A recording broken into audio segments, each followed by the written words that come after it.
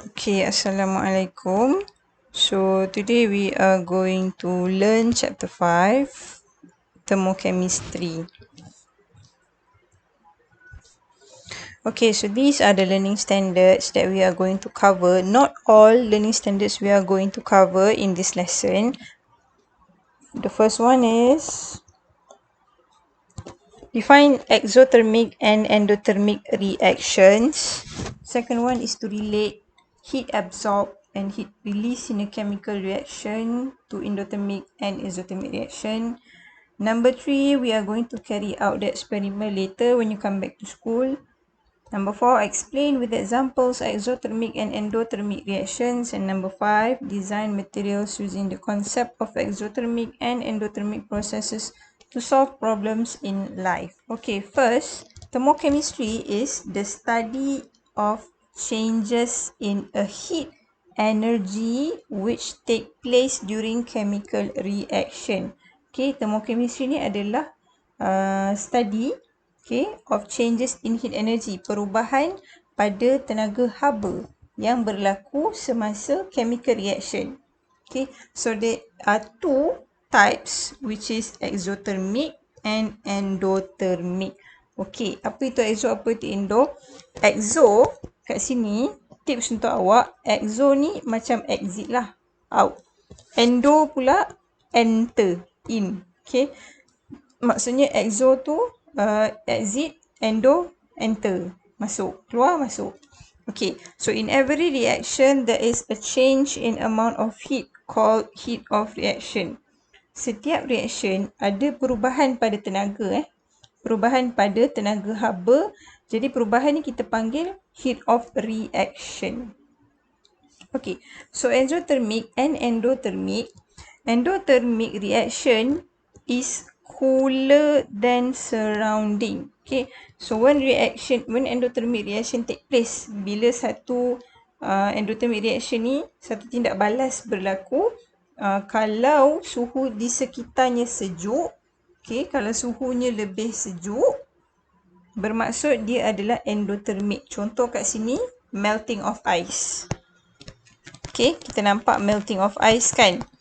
Okay, what happened here is heat is absorbed. Okay, during the reaction heat is absorbed. So bila haba di sekitar tu diserap, bermaksud haba dekat luar tu berkurang, betul? Sebab dia dah diserap masuk. So less heat here. Less heat in surrounding. So when there is less heat than surrounding, surrounding will be cooler. Okay, so that is endothermic.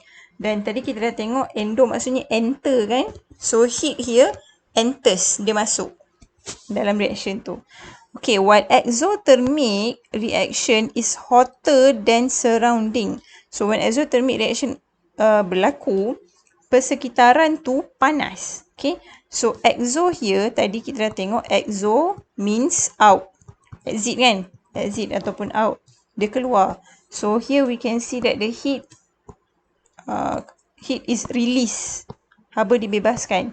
So bila haba dibebaskan, di sekitar ni panas, hot.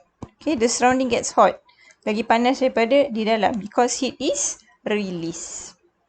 Okay, so ni lagi satu gambar kita tengok.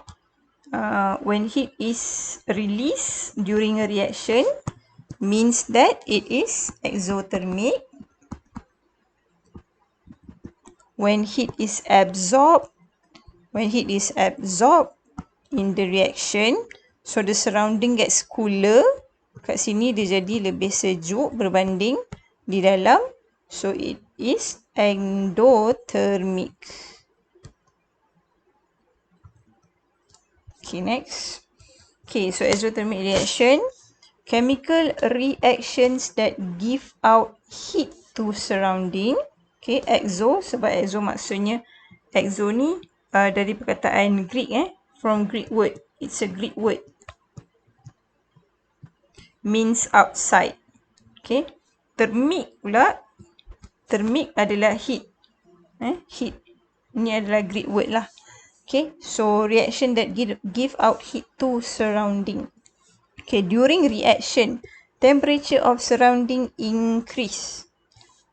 During an exothermic reaction, temperature of surrounding increase. Kenapa temperature of surrounding increase? Because heat given out by reaction is transferred to surrounding. Okay, contoh tadi kita tengok combustion. Combustion ni api.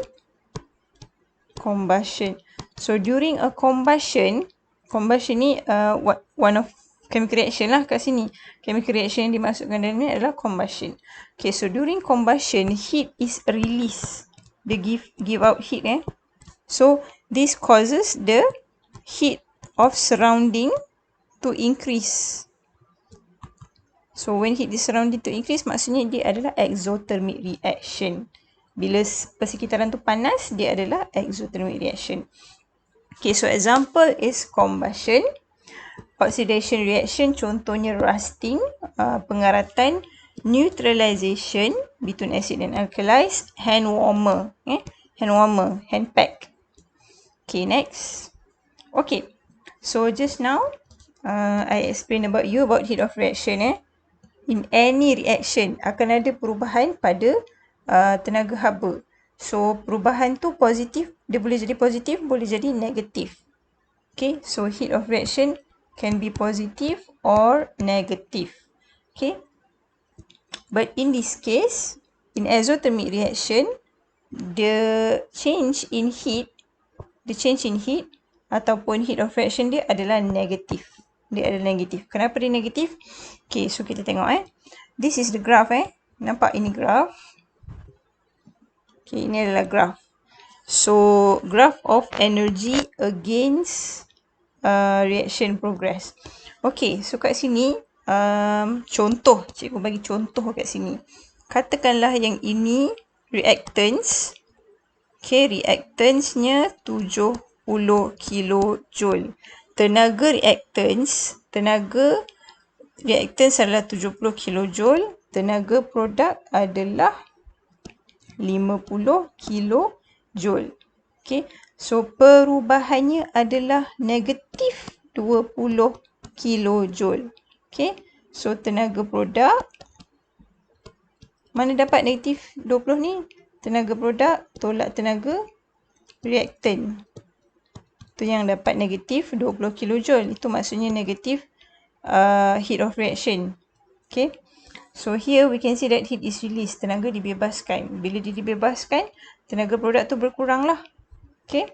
Okay, so one example of exothermic reaction is combustion.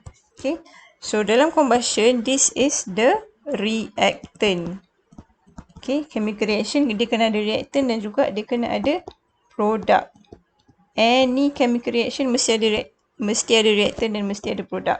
So kalau kita lukis graph, okay, so here will be the reactant. Reactant dia adalah CH4 plus 2O2. Okay, apa ni? CH4 plus 2O2. So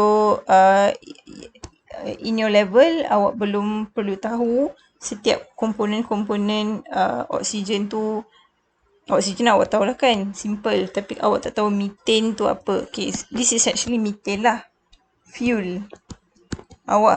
Yang awak tahu masa awak belajar form 2, combustion requires heat, fuel dengan oksigen kan. Tapi awak tak tahu secara detail fuel ni apa komponen yang terlibat dalam fuel tu kan. Okay, so here is one example which is methane. Okay, methane plus oxygen is the reactant. Okay, so kemudian kita ada activation energy. Activation energy ni, cikgu tulis AE lah. The energy needed to activate the reaction. Tenaga yang diperlukan untuk mengaktifkan reaction tu. Okay, and then the product, hasil akhir daripada reaction ni will produce carbon dioxide, water, and heat. Okay, inilah heat release tu. Inilah dia heat release. Okay, so that is for exothermic reaction. Next, kita tengok kepada endothermic reaction. Endo, yang di-explain tadi, endo means enter kan. Okay, so endo is a Greek word. Sama lah macam tadi. Greek word that means inside. Okay, inside ataupun enter ataupun in. Thermic heat lah macam tadi. Okay, so apa itu endothermic reaction? It is chemical reactions that absorb heat to surrounding. Any chemical reactions that absorb heat to surrounding. During reaction, temperature of surrounding will decrease. Okay, suhu persekitaran tu akan berkurang. Kenapa? This is because reactants absorb heat energy from surrounding. Okay, so katalah awak ada satu beaker, masukkan chemical ke dalam. So bila masuk chemical ke dalam, kat dalam ni dia jadi suhu dia berubah. Okay, suhu dia sejuk. So bila suhu dia sejuk, okay, temperature of surrounding decrease. Why? Because reactants yang sebelum ni diserap tenaga haba from surrounding, menyebabkan persekitaran ni yang jadi sejuk. Colder. So bila awak pegang beaker, awak akan rasa sejuk sebab persekitaran kat luar ni sejuk. Dalam ni dia dah absorb heat energy. Okay, so examples of endothermic reaction here is dissolving salt in water, water evaporation, cooking egg, baking bread, photosynthesis. Next. Okay, so this is the graph for endothermic reaction. Okay, adalah graph untuk endothermic reaction di mana reactants, the energy of reactants here is lower compared to energy of product. Okay, so itu yang kita dapat positif. Contoh katakanlah kat sini 20 kJ, kat sini 50 kJ. So, heat of reaction dia adalah heat of product minus heat of reactant. So, awak akan dapat berapa kat sini? Awak dapat nilai yang positif lah, 30 kJ. Ini adalah contoh. So, here we can see heat is absorbed. Okay, example of endothermic reaction is photosynthesis. Okay, so during photosynthesis, these are the reactants of photosynthesis. These are products.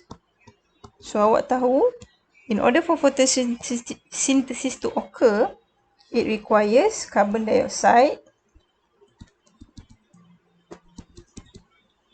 water, heat, haba, okay, matahari. It will produce glucose and also oxygen. Okay. So kalau awak buat graph dia akan jadi macam mana? Dia akan jadi macam ni. Okay. So reactants dia adalah kat sini lah. Carbon dioxide, water, heat, and then produk yang terhasil glucose dan juga oksigen.